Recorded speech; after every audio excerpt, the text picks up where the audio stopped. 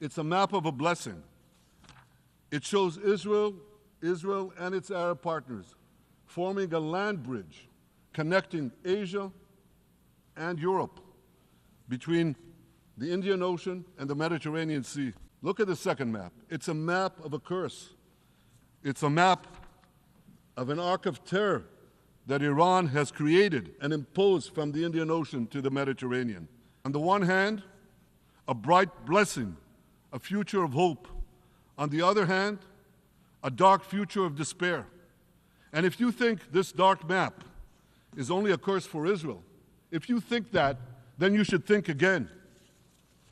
Because Iran's aggression, if it's not checked, will endanger every single country in the Middle East.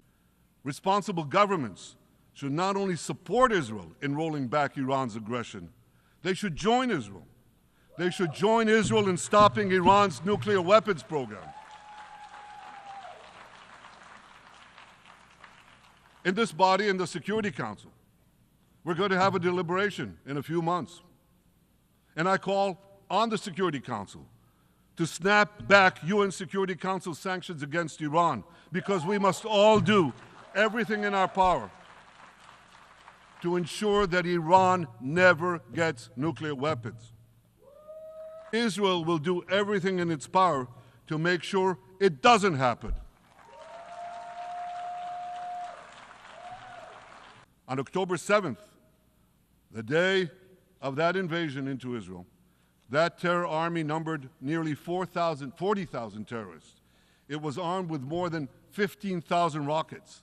It had 350 miles of terror tunnels, an underground network bigger than the New York subway system, which they used to wreak havoc above and below ground.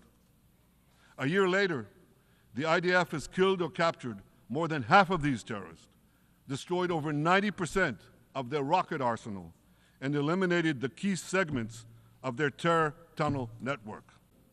Because if Hamas stays in power, it will regroup, rearm, and attack Israel again and again and again, as it is vowed to do.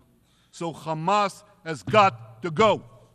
We are ready to work with regional and other partners to support a local civilian administration in Gaza committed to peaceful coexistence. Ladies and gentlemen, this war can come to an end now. All that has to happen is for Hamas to surrender, lay down its arms, and release all the hostages. Well, I've come here today to say, enough is enough.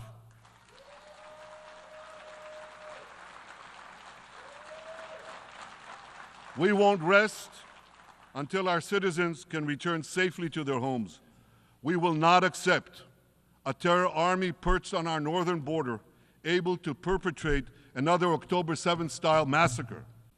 As long as Hezbollah chooses the path of war, Israel has no choice, and Israel has every right to remove this threat and return our citizens to their homes safely.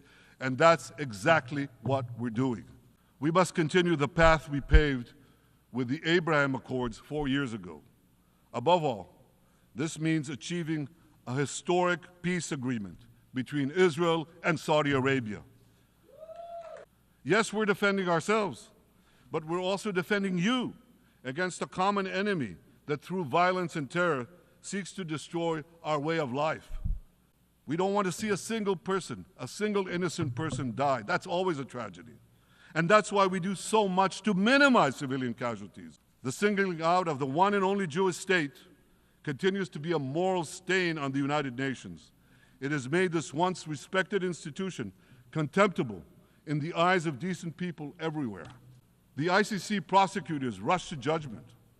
His refusal to treat Israel with its independent courts, the way other democracies are treated, is hard to explain by anything other than pure anti-Semitism. To the people of Israel and to the soldiers of Israel, I say, be strong and of good courage. Thank you.